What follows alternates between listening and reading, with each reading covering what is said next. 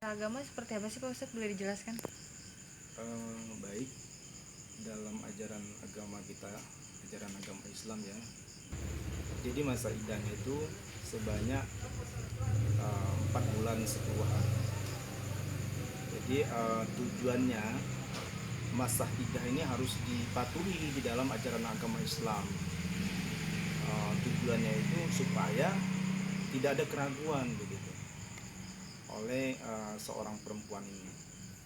Nah, ini wajib diikuti memang dalam ajaran agama kita seperti itu, supaya kita dalam posisi aman seorang perempuan itu.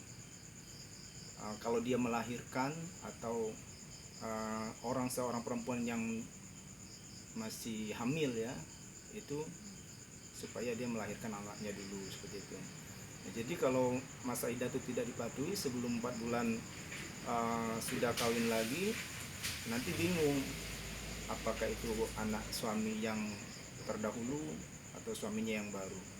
Jadi Islam itu begitu teliti, Islam itu sangat sempurna, sedetail apapun kita atur. Kalau kita patuhi masa iddah itu seorang perempuan akan aman seperti itu ya.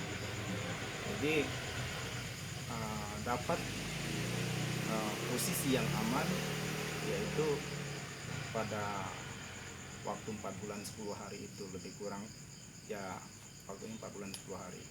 Oke. Justru di dalam ajaran Islam itu tidak boleh, tidak dibenarkan ya. Jadi mendapat laknat dari Allah Subhanahu wa taala. Ini sudah merupakan aturan karena di dalam surat Al-Baqarah ayat 234 telah dijelaskan, Bismillahirrahmanirrahim, alladzina yutawaffawna wa yadharuna azwaja bi anfusihinna. Di sini Allah telah menjelaskan bahwa seorang perempuan yang ditinggal meninggal oleh suaminya, waktu tunggu dari masa iddah itu selama 4 bulan 10 hari. Jadi kalau setelah lewat masa iddah, masa tunggu itu 4 bulan 10 hari, maka dia bisa untuk melakukan menikah lagi seperti itu. Jadi kalau tidak dipatuhi kurang dari masa iddah itu tidak dibenarkan dalam ajaran agama Islam. Jadi menyalahi aturan secara aturan fikih, aturan syar'i kita. Memang aturannya seperti itu. Tujuannya tadi supaya tercipta keamanan, tidak ada keraguan ini anak yang suami yang lama atau suami yang baru kalau anaknya telah lahir gitu. Jadi sebenarnya untuk kedamaian, kesejahteraan pada rumah tangga itu tersebut, makanya Islam mengatur seperti itu. Nah Pak Ustadz, misalkan kita belum ada untuk menuju ke jenjang yang lebih jauh, sebenarnya tidak ada, apalagi melakukan belum ijab kabul, dan itu kan bukan muhrim kan. Jadi memang dalam ajaran agama Islam dilarang kita untuk melakukan yang melebihi syariat. Jadi sebelum datangnya hari pernikahan, belum ijab kabul, tahu-tahu kita telah dekat atau telah seperti layaknya suami istri, sudah pegangan tangan, bahkan berpelukan dan seterusnya. Kalau dalam ajaran agama Islam itu tidak dibenarkan, dan pacaran itu sebenarnya nggak ada.